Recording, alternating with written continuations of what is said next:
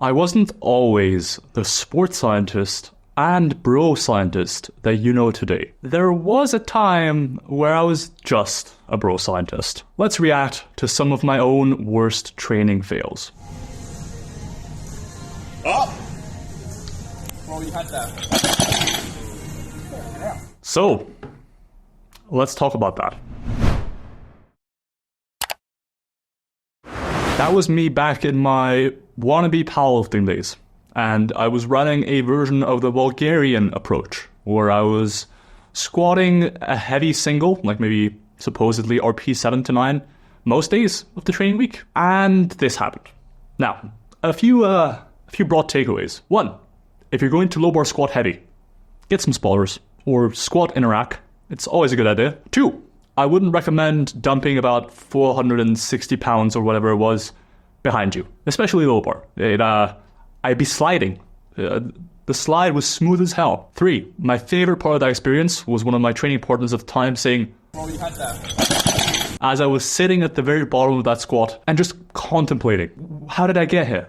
What mistakes did I make? And my guy was really like, bro, you had that. And I was like, bro, I clearly didn't. That's why I'm down here. You feel me? But regardless, how to avoid this? One, if you can, squat in a power rack. Two, if you don't have a power rack or you prefer not to use one, get spotters. Three, if you don't have either, be very, very sensible with your load selection. Admittedly, this would have been fine had I squatted high bar in all likelihood, but I did experience some of the most numbing shin pain after this accident. I have no idea why, but shin pain, it was a thing for like a few days. This was a different time in my life too, though. I was about 200-ish pounds, 205 maybe, so a solid like 20 to 40 pounds lighter than I am now. I was around 19 years old at this time. I was starting to get into my advanced lifter stages, right? And, you know, everyone does some dumb shit at some point or another.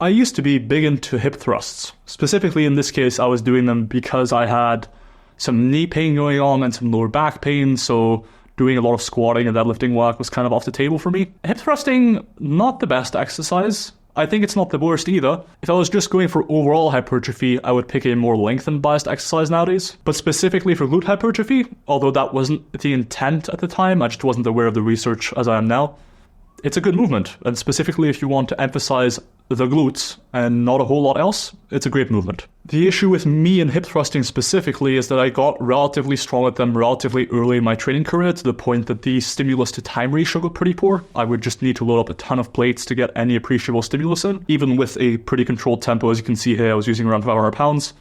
And that just takes a while to load up, right? But yeah, not the worst thing I've ever seen. And this was around age 20, I believe, so not bad. Go.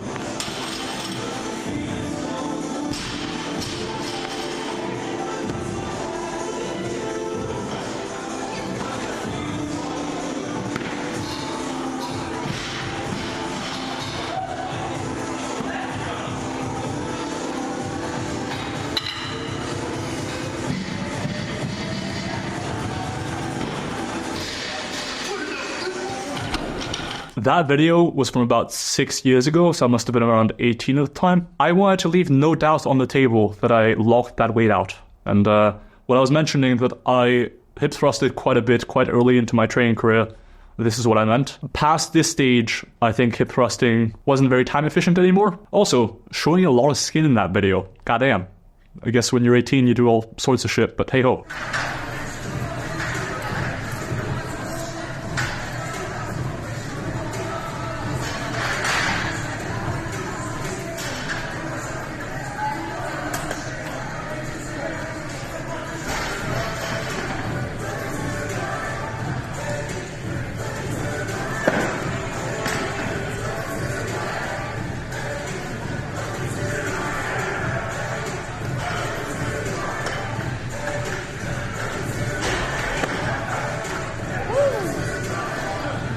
That was me squatting 160 kilograms, or quick math calculator. Around 355, I think? No. Yeah? Yeah. Around 355 for 10 reps. High bar. Technique-wise, it's okay. Could it be better? Absolutely. Control the eccentric more. Get rid of the sleeves. I think the sleeves kind of make the set worse, because ultimately, one, they make it harder for most people to go as deep.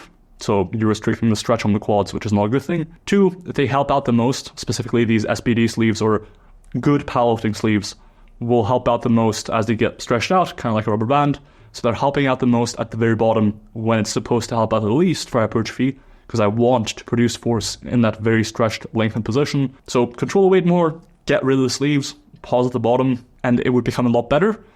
But I will say, I was getting kind of strong at the time, which was cool. My best squat ever, I think, is somewhere in the neighborhood of like 200 kilograms for 5 to 10 reps, or 440 pounds high bar. That's with more depth than here, slightly more controlled tempo, and what have you. But yeah, I got reasonably strong. This was the phase of my training where I was still into the idea of, let's do a lot of big compound lifts for hypertrophy work. So a lot of high bar squats, a lot of deadlifts, a lot of benching, a lot of pull-ups and stuff like that. It was before I started getting more into the research on range of motion, for example. Also, this was all of this stuff here was during my undergraduate degree at Loughborough University. I was doing my BSc in sport and exercise science at the time. And this was an excellent gym. Atmosphere-wise and everything else, excellent gym. Old man Milo Wolf, PhD in sports science, reminiscing about a few years ago now. Incredible.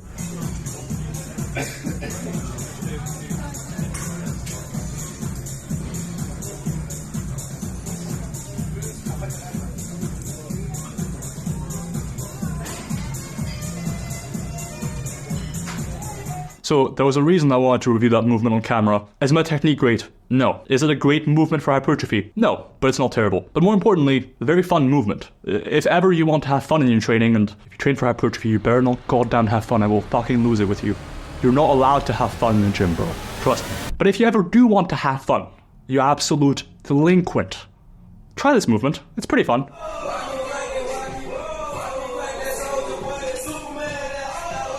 That was me squatting 200 kilograms or 440 pounds for the first time ever. I think I was around 18 years old at the time. A lot of strength gains and size gains were made at the time. Turns out that most of your gains in terms of hypertrophy are going to be made when you train consistently. You're relatively untrained and you're in a surplus. Shocking, I know.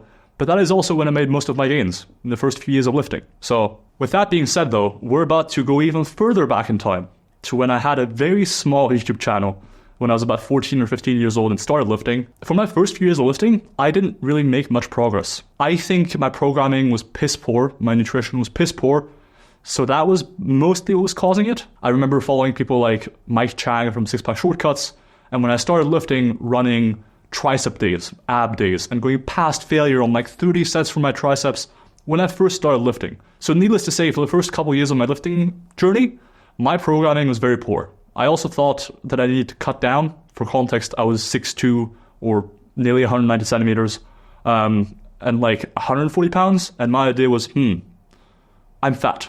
Let me make sure I cut down, because right now, the real thing to do is to cut down from already being skinny fat to being just skinny, I guess. The logic eludes me, but regardless, that is what I did.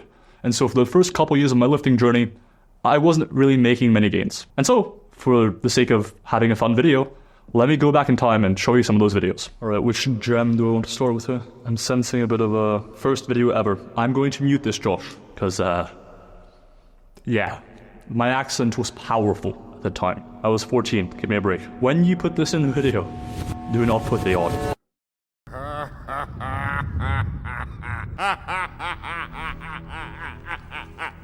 You have no power here, Wolfman. What's up guys, wolfcoach here.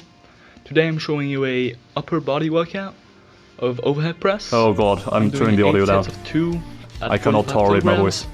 Then I'm moving on to 4x6 at 28 kilograms of Alright, flat here's me dumbbell over press. pressing Then I'm moving on to 2 something. sets of 12 pull-ups into 3 sets of 12, or 2 sets of 12 actually, incline dumbbell bench press, and 3 sets of dips, 3 sets of 12, then 3 sets of 12 barbell curls, and 1 set of 12 cable flies. Now, this is the 3rd week of my program, meaning that there is less volume on my main lift and my accessory lift. In this case, that will be the overhead press, where I'm doing 8x2, as opposed to last week when I was doing 6x2. Alright, that was me overhead pressing 99 pounds, or 100 pounds, basically, for a few sets of 2. I was about 15 years old at the time, I think, here. And yeah, I was not very strong. But one thing you can see, and shout out to all the new lifters out there, I was taking myself very seriously. I was putting in the reps as far as technique went. You can see me very intentionally having the elbows slightly underneath or in front of the bar. Breathing, bracing in a very exaggerated fashion. Locking out each rep as forcefully as possible. You know, like my technique. Say all you will about how much of a Rick Del stick I was here. One thing, I was taking myself seriously. And I was learning. And that's important. You know, I think we can talk about how to best progress as a new lifter in the gym all the time, and that's very important. But a lot of it is also just make the journey enjoyable and find ways to stick to it and try and learn stuff. That is a big part of first getting into the gym and sticking to it for long enough for you to even see substantial gains in the long term. As soon as possible, so I can stabilize the weight over my traps and my upper back and have everything as a nice platform of sorts to stabilize the weights. Now I'm moving on to some flat dumbbell press. Now in this case, what is interesting is I actually failed the second set. The second set was supposed to be, again, 6x28, and I actually only had 5 reps out of 6. And what's good and useful with my program is that every single time I fail a accessory lift, I pretty much just switch it out for another one. Generally speaking, it'll be in function of my weaknesses in the main lift, so if my triceps are the weak part of my bench press, I'll be replacing them with, say, close grip bench press or dips. Alright, a few things about that. One, hey, I was training close to failure. That set looked kind of dangerous. 2, absolute stick figurine. Like, I was very skinny when I first started lifting. I thought I was fathead, by the way, which just goes to show that if you have slight dysmorphia as a new lifter, you can make a lot of mistakes. 3, you might have noticed that my arms were very skinny, and I was not very strong, lifting about 65s, I guess, here. 60-pound dumbbells. But the one thing you might have noticed is that my legs were a bit more developed than my upper body, and that's kind of still the case to this day. The reason for that is when I first started lifting, I kind of didn't like upper body training. I was like, look, I'm in the gym. I like the idea of working hard. Let's mostly focus on the things that are difficult. And guess what? Upper body training, it's just not that hard. And so when I was in the gym, I was doubling up on the leg volume. You know, like, I remember running a Strong by Science program at the time, actually. Shout out Strong by Science. They have free programs, just like my programs. Shout out my own programs. Check them out in the description below. But at the time, I was following one of their programs, and one of the things that Greg had prescribed was, I think, a superset on quad training. And so I was doing 6 supersets of leg extension with dumbbell lunges, and that was like the 4th accessory for lower body on that day. So I was hammering my legs, and they grew. So, you know, but equally, about a year or 2 into lifting, I realized that most people didn't know I lifted until I wore shorts, and then I was like, let's start upper body training, potentially. But yeah, I was the anti-bro. Just so you know, we are out there, we exist, and we see you always doing those curls and those chest flies and never training your legs. We are judging you, silently, just as you judge us for not having any upper body. All I'm saying is, in a fight, I could have run away really easily. For context, at the time, I was about 6'2" and 140 pounds, or 135 pounds. I'm now 6'2" and about, depending on when you catch me, between 220 and 245. So I have gained an appreciable amount of muscle mass. Don't get me wrong, some of it is fat, some of it is puberty. But we did grow, is what I'm saying. All you see here is the pencil like in this double XL sweater, but we have grown muscle. I know, shocking. Not train them, in fact, and expect to have big arms. The thing is, with arms, they don't really work all that much in rows, bench press, overhead press, and big compound movements. Since there are small muscles, your body will tend to favorize using bigger muscles such as your back for rows, your chest for bench press, etc. So if you really want to have big arms, you should probably just do some isolation work every week and let that stack up for a few years. Then I finished up with some cable flies and 1 set of 12. Putting aside the half natty lighting and the fact that I'm a bit of a stick here, the one thing I'll mention about this is I remember enjoying training. Like just being like, fuck yeah, I get to train. And that was beautiful. You know, like when you first start lifting, that is part of the beauty of lifting. Obviously, don't get me wrong, I still enjoy lifting, but it's taken on a different role as I've grown up and I'm literally working in the industry. I think that if you're a beginner lifter and you're enjoying lifting, savor it. Alright, to round out this video and to counteract the fact that I look like a pencil neck in the sweater, let me show you a few of my PRs that I'm most proud of or whatever. First, we have this 100 kilogram or 220 pound overhead press. Yeah. Push.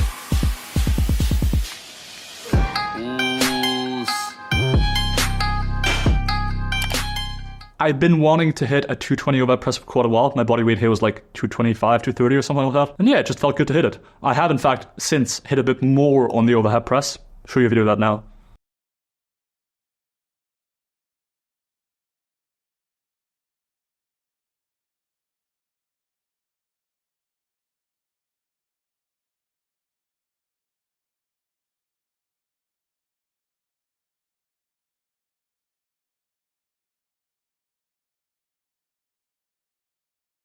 So that was me hitting 225, so like 102 or whatever in kilograms, at Omar Isuf's gym, or ex-gym, which is called Metro Fitness. Metro Fitness? Jesus Christ, I'm exposing myself right now. Shout out to Omar Isuf and whatever this was called, I don't remember exactly. But hit that at his gym. I thought I had a second one, so I tried to go for it. Didn't happen, but hey ho. And finally, to close off this video and prove to you that I do sometimes occasionally lift, here's me deadlifting around 572 pounds or 260 kilograms for a few sets of 5, with hopefully a few reps in the tank. Sumo though, so it doesn't count. I'm Milo.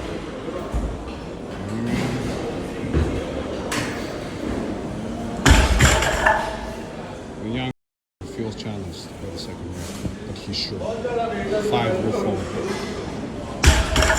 5 is there. RP8 as well. Let's go, beast. 50.